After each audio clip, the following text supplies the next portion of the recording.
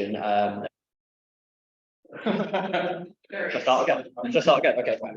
As I say, it's quite an informal presentation. Originally, I wasn't actually going to give one, but I was advised by Scott and others to prepare a few slides just in case there were some questions about it or if ever came up. But so here in Liverpool, we've been working on a small bit of in-house software that we can use to look at broadly speaking, flooding patterns, say in the event that a mining dam were to collapse, where the tailings go. Basically that anyway. So can I do this? Oh, that's right. Wait, where's it gone? I've lost the mouse. There we go, cool. Right. So we've worked on this little bit of a software. Looks like this anyway. Very simple GUI. I actually put it together in the afternoon, to be honest. But it's the underlying kind of engine that is more interesting anyway. So this is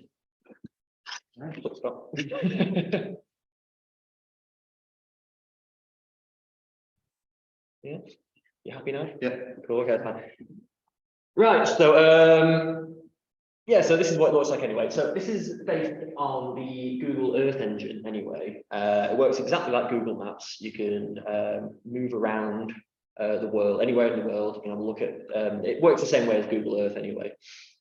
But what we've done is we've overlaid that with a flooding model. So anyway, you can go anywhere in the world you want, and you can place a marker. And you can see that little blue tick towards the that blue points towards the top of the screen anyway.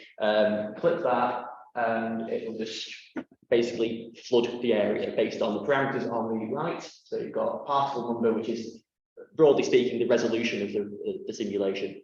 So the higher the number, the more accurate in theory it is. The rest is like a pond radius. So you know how big is so like if you've got a mining dam, you have the pond behind it. How wide is that? And then it's just release volume, material density, and then some other things. There's a damping factor, but I will come into that later on. That's a tunable parameter, as it were. So in this case, anyway, I've had a look at use the Feijão or the Brumadinho incident as a kind of a calibration exercise, really, because we know exactly how it failed. We can say, okay, does this flooding pattern match? And then we just fiddle with the parameters until it actually works. And then in theory, well, that's how iron or tailings would behave. You can hover over that and it gives you a little breakdown of the simulation parameters there. You can also have multiple simulations on the same map. So say, for example, you had two incidents at the same time, you can see how they interact. So you can see got that blue tick there at the pond, the Feijão mine. And then just, I just placed one arbitrarily just there, just to kind of demonstrate that you can have like a second flood pattern there. And you know, it's not all just about I mean, obviously you're not necessarily going to have two dams very close to each other that both fail at the same time, but you might want to simulate something else. So if you look at the parameters on the right, you can change to like material density and things like that. So maybe you want to simulate just a body of water, for example. You set that to what, 1,000 kilograms per cubic meter, and that's water. So, and you can see kind of how that interacts anyway. It could be caused by earthquakes. It could be, yeah. I mean, I think B3B. Well, I mean, I'm probably not remembering it right, but I think B3B4 has a nearby. There's multiple dams there, possibly. I can't remember exactly which one it is, but there's one of them that we looked at, one of our case studies, where that is the case. So it could be, but it's flexible. You can do anything you like. I mean, ultimately, it's not even about tailings, really. It's just a fluid dynamical kind of simulation, very general. So you can do what you like, really, with that. So that's basically how the software works. Very simple. Go to where you want, click it, flood. That's it. You can see what happens. Now I should note as well, like we have multiple metrics for things like that. So I think I've taken away the color bar on this, so probably not very illustrative. But that is the maximum speed. The color radiation there is the maximum speed at that point. So you can see, okay, where it's most green there. In the center, that's where it hits peak speed, kind of throughout the flood in a 300-second simulation time. You can see there. But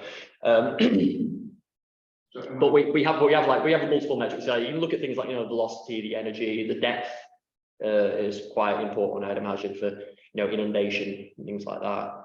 Do you have a question, Scott? Well, my question is that the reason we have peak speed is, you know, if it's water, for instance, so the peak speed represents the most violent, you know, destruction of things. So theoretically, if you flood things really slowly, the destruction of things would be fine.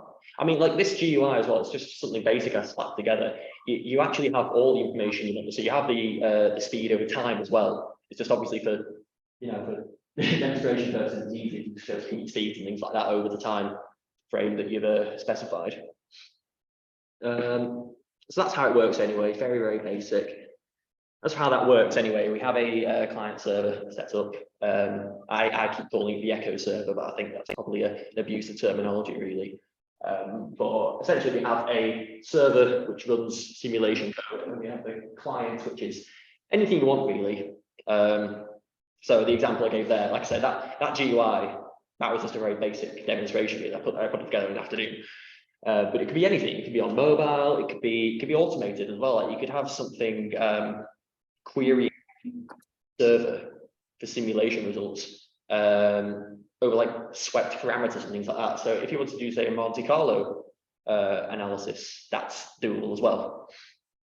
So it's quite flexible. We actually have something set up at the moment. So we have a virtual machine hosted on Google Cloud Platform at the moment, and I need to talk to Dom about that because I believe he's still getting charged for it.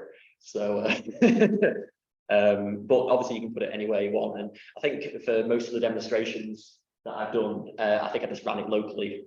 So I've got the server on my computer and then the client on the same computer, just querying itself. But you know, it's flexible that way. So as far as the model structure is, it's a particle-based flood simulation. I'm not sure what the actual word for that would be, but that's what I've chosen anyway. Fundamentally, it's just a set of spheres. I don't know if that's quite clear anyway in the animation, but you just kind of release a load of spheres and just let it roll and see where it goes anyway. Extremely kind of, I hesitate to say crude, but it is a bit crude actually. It's similar to the agent-based model we heard about yesterday, but yeah, many agents here. Each one of those models. Yeah, it's like so. It's I think there's like 1,000 agents there in this particular case. I can't remember exactly. Can you vary the size to make it more? Yeah, of course. I mean, so this is actually quite a low resolution simulation because obviously when you're rendering a GIF, it takes absolutely ages. So I just set it quite low. So yeah, I mean, in the previous examples that I showed with the actual map, they were much higher resolution than this is anyway. But I mean, it illustrates the point anyway. You can see exactly how that works. This is specifically the Feijiao Dam that failed.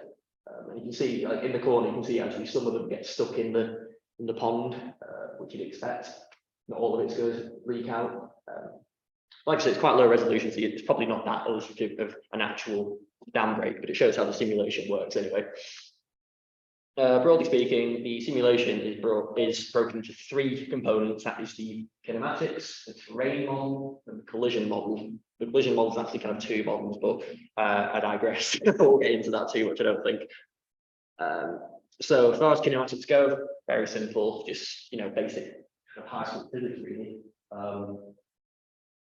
Obviously, it's a bit easier in 2D, but you know, you can generalize it to 3D, as I have here.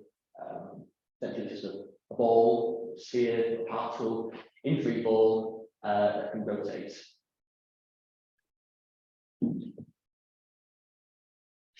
The terrain model, a bit more interesting. So we source this, it's what you call a digital elevation model, which I think is, go on.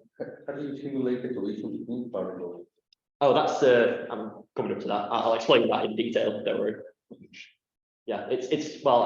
I'll go. The slide is coming up, but you'll know soon enough. But first of all, well, okay. Can I go back there?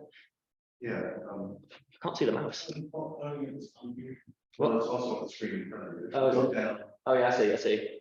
So down. Is it to the right or the left? Maybe. No. I found it. There we go. Yeah. So I mean, okay, so we've got V, that's just your velocity as a vector. Your omega, that's your angular velocity. F, that's a friction force as you're connected to the, as you're in contact with the surface. What you don't really know is this, what I've called NF, that's the normal vector to the surface that the particle is in contact with. So for that, we use this digital elevation model from the Japanese Space Exploration Agency, or JAXA. It's the space agency for Japan anyway. So these are actually optical images, but they've been heavily processed to remove things like the effects of foliage, cloud cover, things like that. And what you have in the end is just essentially a bitmap. Do that really. It's a bitmap where each pixel represents the altitude of the terrain at that point above sea level. Very simple, but very useful. And for small countries in the United States, we have digital elevation maps that were painstakingly created by surveyors, at some resolution and then a higher resolution, which I think this is done remotely. And it's actually surprisingly coherent as well, because I mean, obviously it's heavily processed. You would expect it to be a little bit noisy, but it's not. It's actually quite good, to be honest. I don't know how they do it. Well, I do. Yeah. But for entire US now, we have LiDAR DEM at the Don't try to download. like 50 centimeter resolution. So Yeah. very high resolution. I mean, it's surprised me. This is 30 meter, right? It's 30. Yeah. Well, it's a rectilinear coordinate system. So longitudinally, each pixel is 30 meters. Latitudinally, it varies with latitude with itself, really, but it's usually around 30. Unless you go above, I think it's 60 degrees latitude, then it gets a bit weird. It gets worse. Closer to the pole, is better. No, so if you're in Brazil, near the equator, you're looking at about 29 meters resolution for latitude. As you approach 60 degrees, I think it caps out at around 15. I think the way they've resolved it is that the globe is not really a globe. It's sort of like a polygon with a finite number of sides. It's straight. It works anyway. But I mean, I probably wouldn't. Well, I've never tested it, and in theory it should work, but I probably wouldn't trust it above a 60-degree latitude. But then again, what's above 60 degrees? It should be kind of skiing trip. Yes, exactly. I suppose all the polar bears might mind, but other than that. Yeah, so so it's like a 30 by 30 resolution, generally, roughly. Altitude is 1 meter resolution, which I suppose could be better for me. Again, I think because it is derived, it's heavily processed again, it's from optical imagery. I don't think you could really profess a higher resolution than 1 meter, really. I think that was the reasoning anyway. So say you have a particle located. See that? Oh yeah. See this circle here. So you have like some particle here, located there. Zoom in. What you've got is. I hope this is actually making sense. So your particle is located in the central pixel there. That's altitude h22, and it has surrounding pixels around it. From that, you can make an estimate of the derivatives with respect to latitude and longitude, and also altitude. And that gives you the gradient or the nabla of your altitude, which is essentially the normal vector to the terrain, which satisfies the equations from the kinematics slide. There's of course an approximation because you're kind of just taking adjacent pixels, subtracting them, dividing by whatever, but that's how it's done. Collision, this is the question, wasn't it? Right. So the collision model is basically just it's a combination of conservation of momentum and conservation of energy subject to an energy loss. So in this case, it's a rigid body, inelastic simulation. If they collide, they don't bounce, basically. And I think that's probably a good assumption anyway, because mud doesn't bounce with itself, does it? It's not made of balls. It doesn't happen that way. Momentum, of course, is always conserved, and so you do that, you resolve that, and you can make a collision model. The red particles there, they're not different. They're just red, so you can actually see them a bit easier, unless you're colorblind, which I think you brought up, Scott. But Yeah, so I mean, that's just basically how it works, but it's in 3D. We neglect the effect of friction in collision. If you imagine if something collides and there is a perpendicular element to its motion, there would be a friction element to it. We neglect that, and instead, well, we neglect quite a lot of things like that energy loss, and we basically just define a energy loss factor. So your angular velocity decays proportionally to this C parameter, and that's what I called it alternately the damping factor, the viscosity factor, the energy loss factor. Really, I just kind of made it up, to be honest, but it accounts for how much energy internally is lost during flow. Because I mean, you know, I call it brown carpet factor. brown carpet factor. I can't remember. Do the same. Oh yeah, you have to Hoover. The brown carpet factor, because it finds a multitude of sins or something. You don't have to vacuum as often. Yeah, okay. I've just got that now. Thank you. Yeah, basically, I mean, because you know, if you're looking at like a landslide or a mudslide or tailings breakers, something like that. But that's essentially the only key factor in that. Well, that's the point, isn't it? Yeah, we take away all these complicated internal things like internal friction, viscosity, obviously, is a thing, and we just make it this. And that's probably valid because, again, like you can get into the detail of it really, and like I say, end of the day, it's not a load of balls, is it? It's not loads of balls like kind of flowing, is it? So we just have this energy loss factor instead. And I use the Brumadinho incident because as basically a calibration exercise for that, simply because there's a lot of data published on it. You know, we know things like peak velocity and we know the flooding pattern. Basically, that's kind of all really we needed to do with that anyway. And So what is the density being used in this? density. So it's if you've got a volume and a density and 1,000 particles, then you know that the total mass of the tailings is your density times your volume, and then each particle is that divided by the number of particles. It actually doesn't make a huge difference unless you're talking like if you had two flows of different densities, that would make a difference really. There's actually not a huge difference, to be honest, but yeah. So basically, how do you estimate the damping factor for each site? Because I think the damping factor might be site specific. I mean, depending on vegetation. And It is, yeah. So, I mean, it's based on obviously the tailing material because it's got all these internal kind of viscosities and things, you know, it's kinematic and if it, yeah, I mean, So this is sort of thing which we call uncertain, it's tunable. So if you have forced data, you can do it, but also it's uncertain because it's very. Yeah. I mean, the ideal, you know, When you do an uncertainty analysis. the ideal situation is it would just depend on the tailing material, and to a large extent it does. But obviously, you're right. You know, terrain. Is it rocky? Is it soil? Is it desert? Is it foliage? Is it wet? Is it raining? You know, kind of all these things kind of matter. But fundamentally, we've only got one tuning parameter, which is anyone in dynamic systems would know that's quite few, really. You know, you can often have like 20 different parameters and things like that. And when you don't know, you can try to do to see how it affects. And that's the thing, yeah. Which is Yeah. really. And that lends itself to a Monte Carlo kind of analysis. You know, you can say it's going to be this between this amount of bad and this amount of bad kind of thing. And of course, like alternate models would generally be. I'm no expert, to be honest, but I just like a lot of them were based on solving Navier-Stokes equations and things like that, which is quite a complicated. It's a complicated thing to do, and it has a lot of parameters involved. No, not at all. You know, you're basically guessing. We're guessing here, but it's only 1 instead of 20, so it's a bit better. So I mean, that's the real advantage. And also, like if you were to do say a Navier-Stokes approach anyway, you'd have to define some kind of mesh, which would be derived from the digital elevation model, I assume. But also that's quite tricky as well. Like, you know, where do you have the highest density of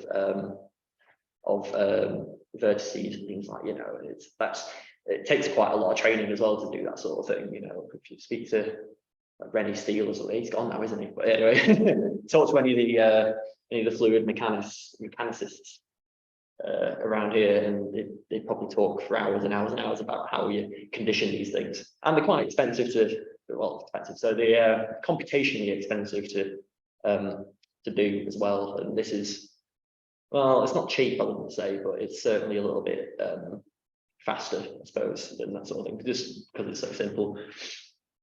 But I mean, so this was tuned on the Feijao site. So I thought, okay, better try it on a different site. And this is a particularly small one. I think it was like something 1/10 of the size of the Brumadinho pond dam anyway. So this one is in Tianguita, Mexico. So this, you see, before and after anyway. That's before the dam collapse. That's after the dam collapse. You'll see it's paved a sort of path down here. If we overlay the output of our simulation, we get a pretty close agreement anyway. I mean, it's a bit thicker, but also if you think about it, you're looking at the aftermath of the flood, not the actual flood. Presumably, the flood itself would have been considerably wider before it kind of, you know, dissipated and then left behind some sort of path anyway. But anyway, you see quite close agreement there anyway, so it seems to get the broad strokes right at least anyway. In terms of future work, I suppose the idea with this would be to assess vulnerabilities, really, like what happens, you know, loss of life, was talked about that. There's the ecotoxicological element to it as well. You know, obviously these tailings are abject poison, really, aren't they? Is it going to hit a river? You know, what's it going to do to the soil? Things like that. This is kind of why we did it anyway. So anyway, I said it was going to be a short one, and it has been. So I think that's the last slide there. If there's any questions. Yes. So did you mention that you are doing this in Google Earth Engine? Yes. Okay, so this is being published as an app? No, we haven't published anything. I've written a paper, but I don't know who I submitted it to be honest. No, I mean, as a Google Earth Engine app, it will be available? No, it's not. No, so it's written in Python, and we use the Earth Engine to generate the Google's the interface. yeah, it's just kind of because the interface and the data on. yeah. If you imagine, like, you can kind of move around here, so it's pretty much just a GUI really, because like all the simulation stuff is done using JAXA, the Japanese Space Agency. So you are using your own server, so you're not using the Google Earth Engine server to? We are using, so we're using GCP. We do have we have a virtual machine set up. Yeah. We have a virtual machine set up on GCP. And that reminds me, Don, you're probably getting charged for that. So you maybe. Once you have those results, then Google can be used to manipulate or remove them. Yeah. Well, so I mean, all you're getting from this, so when You you, don't have to learn more.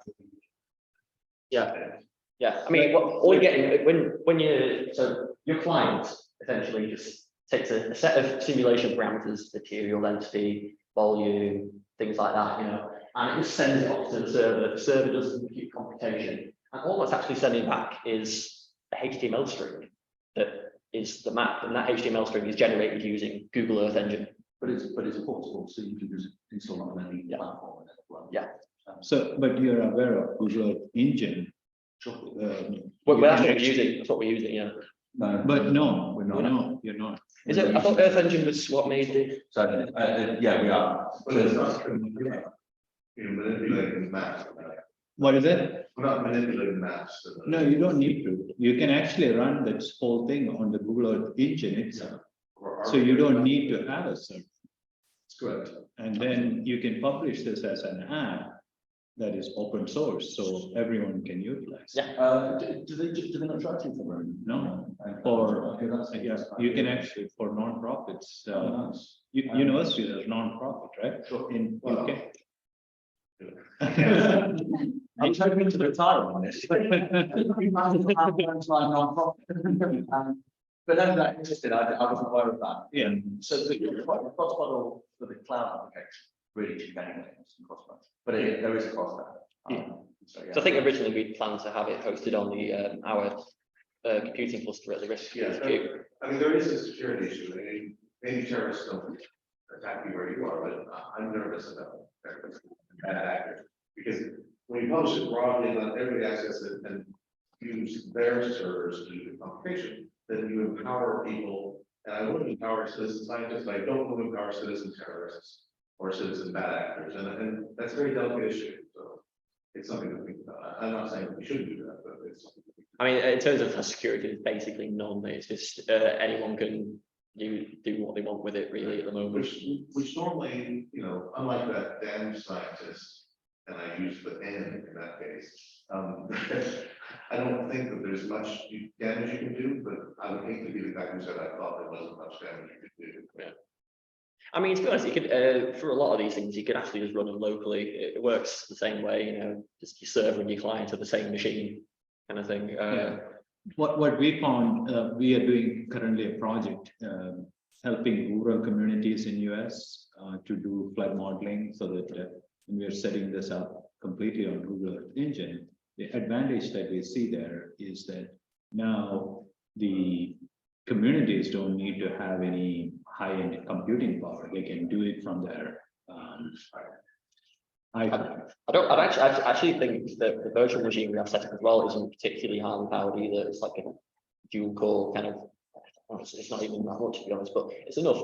And as I say, like if you were to do like a proper, you know, rigorous kind of fluid mechanical model using, I don't know, some kind of like set of differential equations, you know, Navier-Stokes kind of, I don't even know if you call it Navier-Stokes when it comes to liquids, but yeah. Heckras or something. Something like that, yeah, it is. But it's sort of like that, you know, that's quite expensive to compute, isn't it? Does Earth Engine support Python as well as JavaScript as well?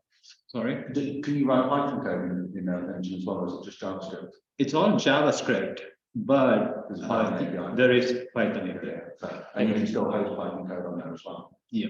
Well, cool. Yeah. So that's an option really, isn't it? Yeah. But yeah, it's basically all I have to say, unless there's more questions anyway. Well, I wanted to interject that what I think is exciting is that although you mentioned it's computationally expensive, it's actually not.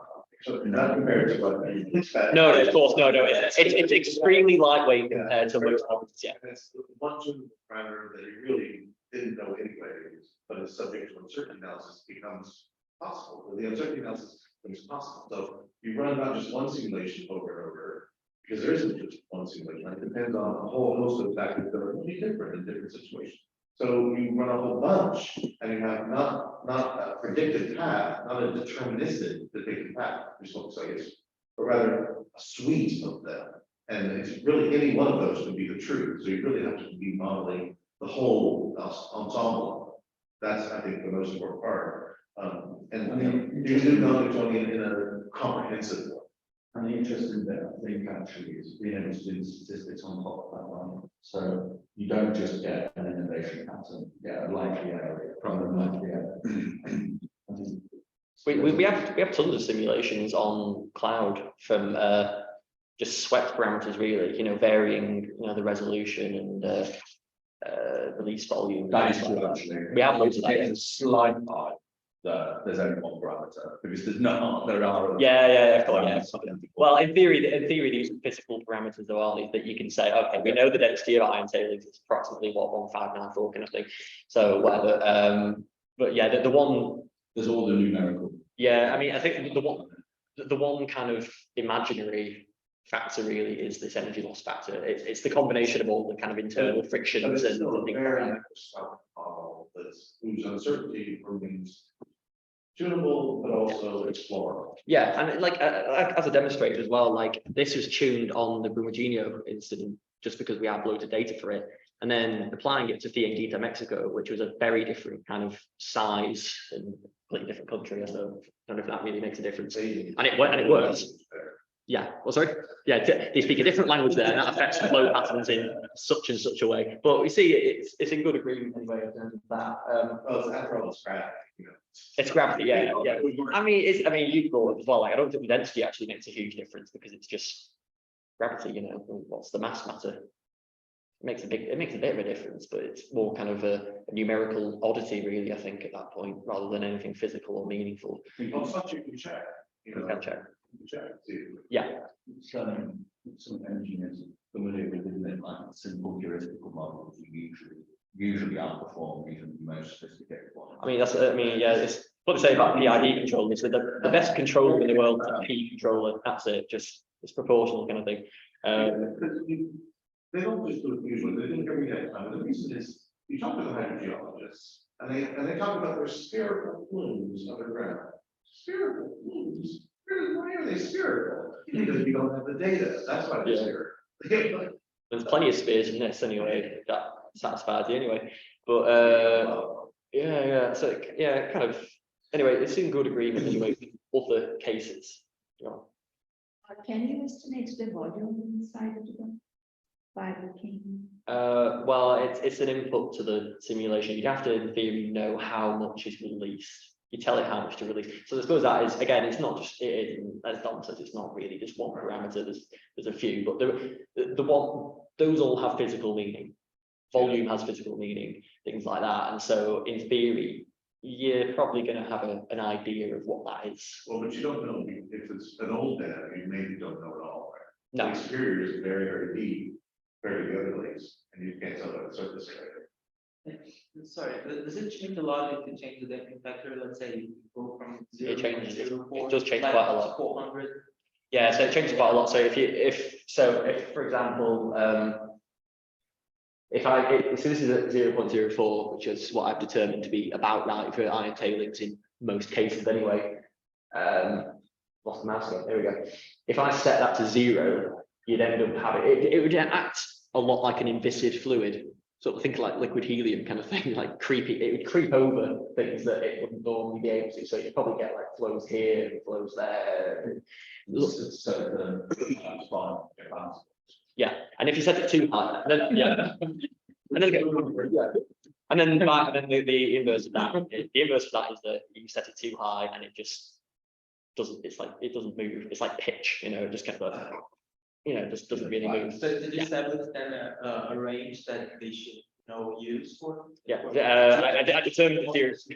Well, Yeah, that's pretty much it. Yeah. I think the experience over just a few applications will teach you. Well, like I say, I used the Brumadinho incident because we had data for it, things like, you know, maximum velocity and things like that. I basically just changed the damping parameter until it matched, and then ran it for the Fiangita incident. I don't know why I picked that one. I think I just found data for it, to be honest. So I mean, the reason I say that is because let's say I get like a report from a creator, and it is the same. This is my simulation. The first thing I would ask is how he determined the damping factor, and then just because I wanted to understand how conservative the reports, you know. So if he didn't explain the results he's getting, I wouldn't approve that. You know, I would think that you think so? Okay. that this thing is just, you know, can be whatever, you know. So Well, I mean that's the answer anyway. It's just I looked at Brumadinho. I said, okay, with the peak velocity is this, the inundation area is this, and then that's it. You don't have to answer the question to point out. That's I think the key. It makes it a little different is that we can explore the uncertainty, including the model aerodynamic uncertainty, which I think is everybody should be doing that. They just don't, because their models are so big and, you know, written in glass, they can't change anything. You only change this. yeah, but I'm just saying that, let's say minus infinite to, let's say 0, it means this, Right. like 0 to 10 means this, right? So just say that you're working in a reasonable In a way, reasonable way. and then in that reasonable way, you do this. Of course. And I think those reasonable ranges, like you said, if it's negative, it becomes downstream. Yeah, okay. But what- Well, you wouldn't have negative. If it's negative, it would gain energy. Calibrated for it. Yeah, impossible though. But what, yeah, no. And if it's calibrated for a specific case that you have demonstrated, it works, you can extrapolate it. Now that's what we're done here. So this was tuned on Brumadinho and then applied to Fiangita, two different Yeah, things. So it and works indeed. ish. So you didn't change any parameter here? No, it's the same. Oh, that's pretty good. That's what I mean. Like it's because with it being so simple as well, it's a lot less And again- sensitive And to again, things like that, and so that's one of the advantages. It's sort of subject to the Pareto law, 80-20 law. You know, it's about, you know, 80% of the effort gives you about 20% of the results, and 20% of the effort gives you 80% of the result. You know, it's a pretty universal law across everything. You know, reality is fractally nested, isn't it? You know, so it's all kind of the same. You get some similar rules popping up and things like that. But yeah, So the question is, where you can extrapolate it to? If there was a particular condition on the flooding from the other mine that the other dam, and if those replicate on this one, that was an ore mine? It's Or iron- it's dam- iron ore. Iron yeah. ore. So maybe that has some particularities. Yeah, that yeah, you I can mean, extrapolate. well, that's what I'm assuming. I'm assuming that the properties of iron ore tailings are the same no matter where, but it's obviously it's subject to, you know, what is it going through foliage? What kind of terrain is it going over? Is it rocky? Is it sandy? Is it grassy? I don't know. And these are all kind of part of this damping factor that I've defined. The issue, remember, is that the ANM, Yeah, the regulatory body, there's 174 dams that they know of, right? And there are probably some more illegal dams that nobody's even noticed yet. So because of all of that, you can't really have time for individualizing these things. You have When it becomes priority. clear, then it becomes clear what the differences are, then of course you can find the studies. But at this point, we're looking for something, There's at least 90 they don't know about. say, There's at least 90 they don't know about. There was a Yeah. paper published using a machine learning algorithm oh, it was about this, well, that was just in a preliminary run. You found about 90 unregistered mines, which, you know, being the pessimist I am, I'd assume it's probably At least more or less sleepy, but you know, that's, yeah, so it's one of those. So it looks, well, sorry.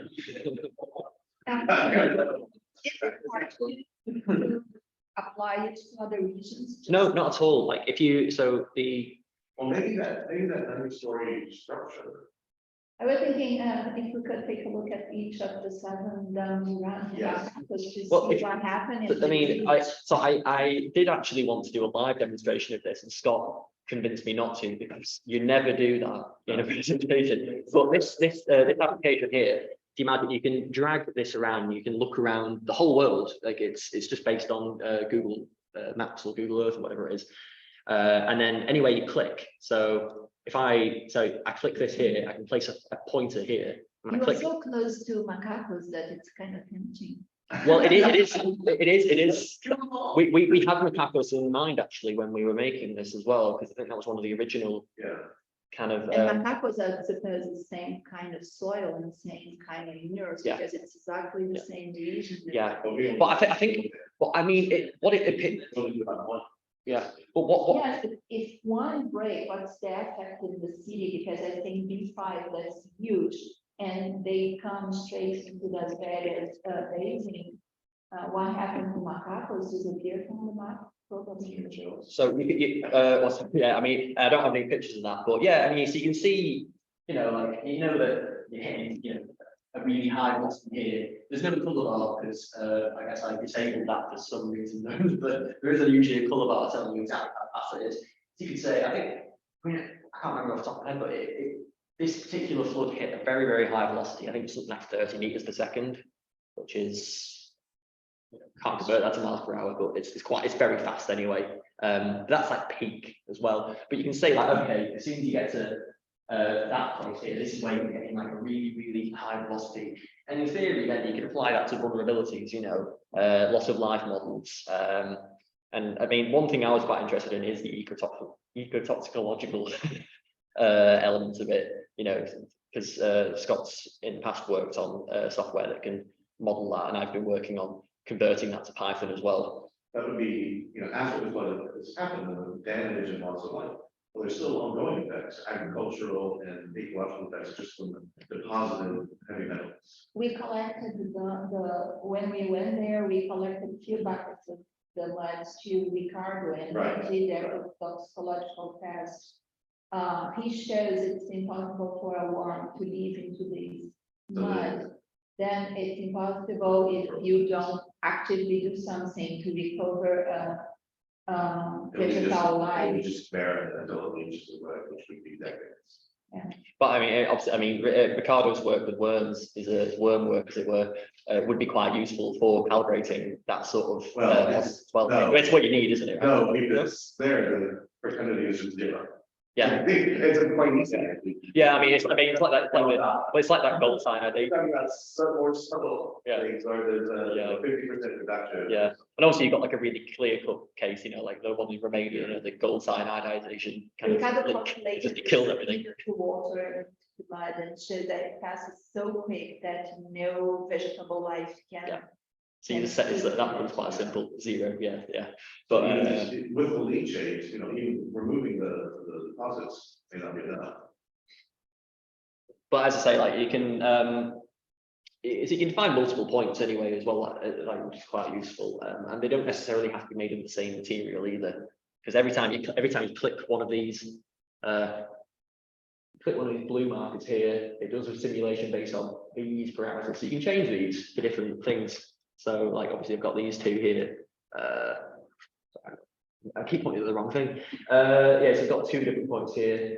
They're the same parameters and everything, but they don't have to be. But you can see kind of, they might meet at some point. I'm not sure what else to say about that really. But yeah, I think moving forward, what we'd want to do with it really is look at just how, these floods would affect. Create effective diagram. Yeah, I mean, you're talking structures. So, if you're talking structures and you're interested in the speed or the dynamic pressure of the flow, things like that, which is easily calculable from this. The word was toppled, he used the word toppled yesterday. Are you talking about structures or people being knocked over? What was toppled? Or maybe it wasn't you. No. Okay. Somebody on the, maybe it was Fred, who had one dead, or alive and then toppled and then running away and screaming and then dead. Maybe it was toppled. But it gives you the broad strokes anyway. And like I say, with it being so simple, it is actually remarkably insensitive to changes in parameters.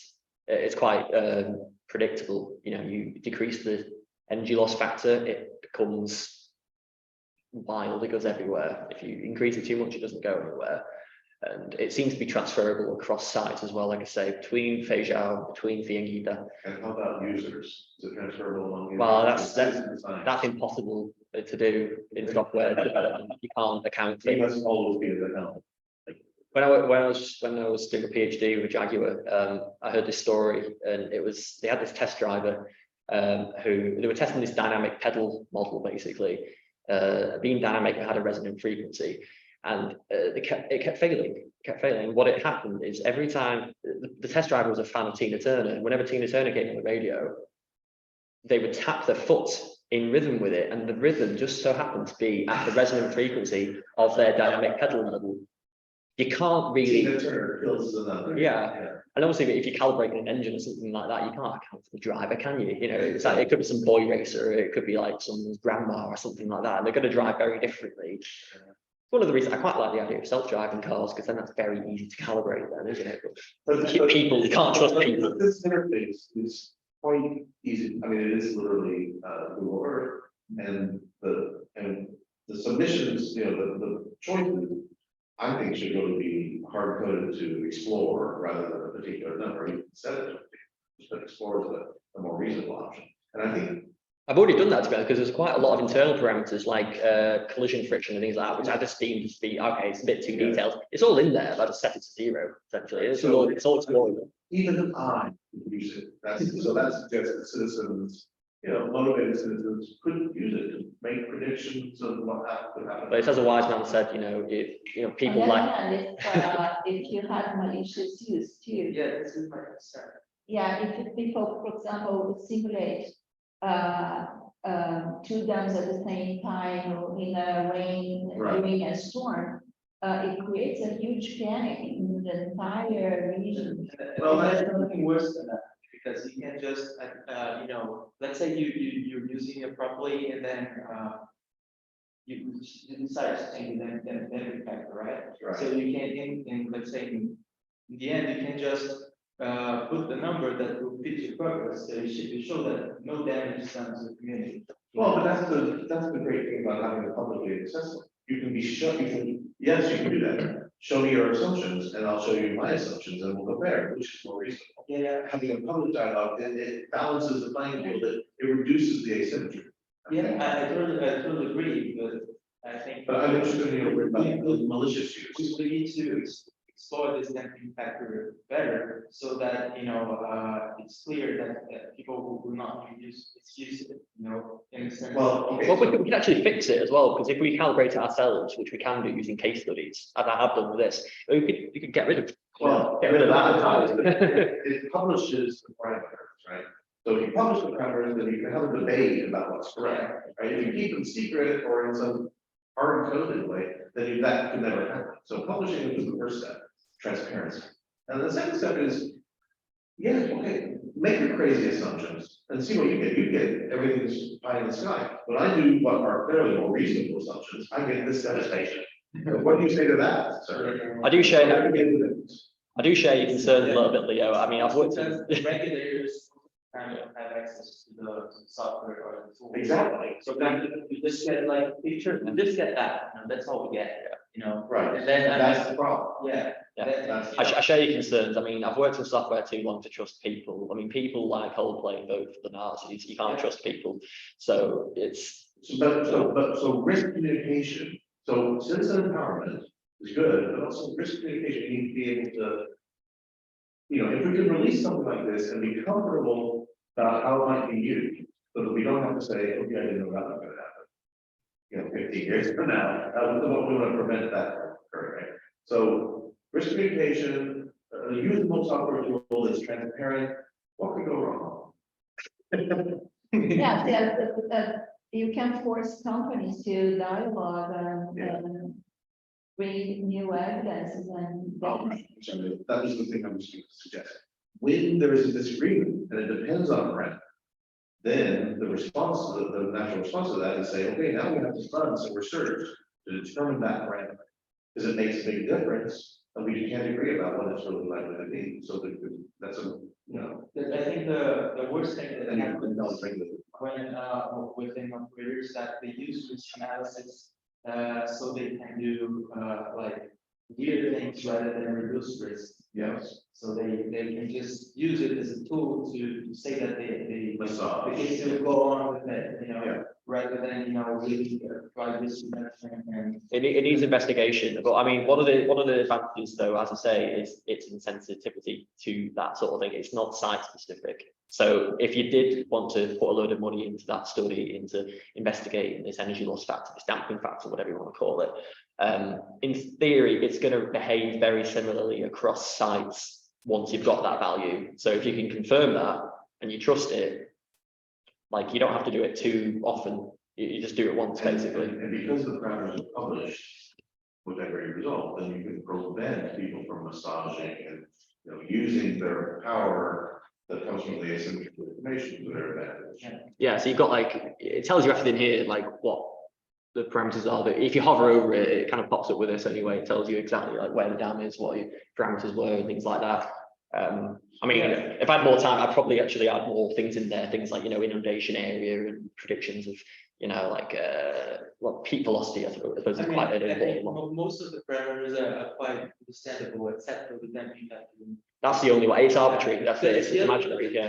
I mean, it's easy for you to understand that they're reasonable, because you can just easily prove. Yeah. This is the only one that is the, Well, it needs some paragraphs. Yeah. And It's, maybe, yeah. and maybe some examples, probably showing several sites where the damping factor is probably quite different.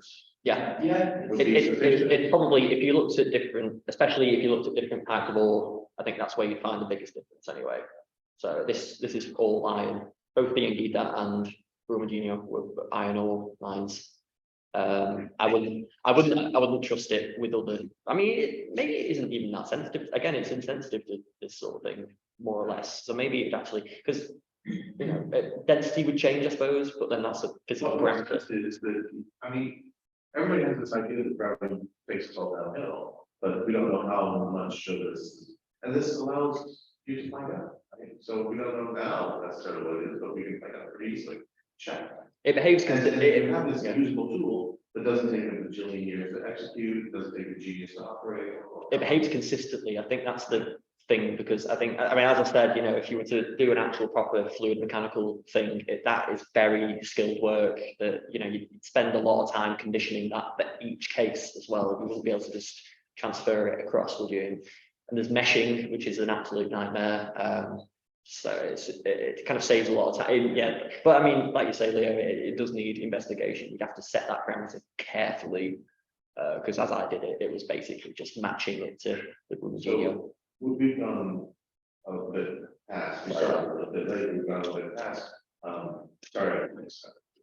But we have lunch here, we can continue talking. I would also like lunch. If you It'd be could good. simulate that in a Packers, you'll be able to see if 500 million is enough not to compensate community for the rest. You can, I mean, yeah, it's dead easy to do as well. Yeah, it's really easy to do. I mean, I actually ran a simulation for a friend of mine. I just kind of dropped a load of tailings outside the Wetherspoons pub near the train station, and that works too. I mean, yeah, the gym was completely destroyed. Dropping tailings in the middle of the. Yeah, which you can do. I intended to put a slide in for that, but I couldn't find the image, so I thought it might be See, if it can be this sort of thinking, be extended to those 90-story tall piles. Because those are, you know, dangerous too, right? Yeah. Well, And yeah. it sort of is your model, right? You just drop them there. And that's what happens when they. Yeah. You drop them, Well, that's what happens. Made me think as well. There is a weird kind of thing, because you're obviously, it's a kind of a top-down 2D view. So I tried dropping some tailings in Buckingham Palace, right? Which is a square like that, you know. But like what it did was, Tom has a mean streak. I know, I mean, royalty, you deserve it. But anyway, yeah, if you drop tailings in that, it acts like a bucket, but obviously there's like a door, isn't there? So in theory that would flow out on it, but obviously you can't see that in the satellite imagery. So there's like, you're losing a bit of information for, you know, yeah. I mean, if you're making something like that, you're gonna play with it, aren't you? So you're gonna do something silly, but you know, it's The 90-story pile, that probably would be a very different damping factor with the Of course. drive. yeah, I mean, it's definitely. But having some of those case studies published with different viscosity material, that is going to be. It seems that's the primary thing you have to tune for. It's the material itself. I mean, there's definitely the terrain that it's flowing over as well, and foliage is going to change it, but that's tricky. But like I say, it's not the main factor. It seems to be the actual tailings itself. You know, dry, wet, the actual maybe gold, it's iron, it's copper. It's all different, isn't it? But it's something you have to tune. I mean, every model you have to tune something, don't you? You know, so if it's just one thing, better than usual, isn't it? So I don't know. Anyway, I'm hungry. So.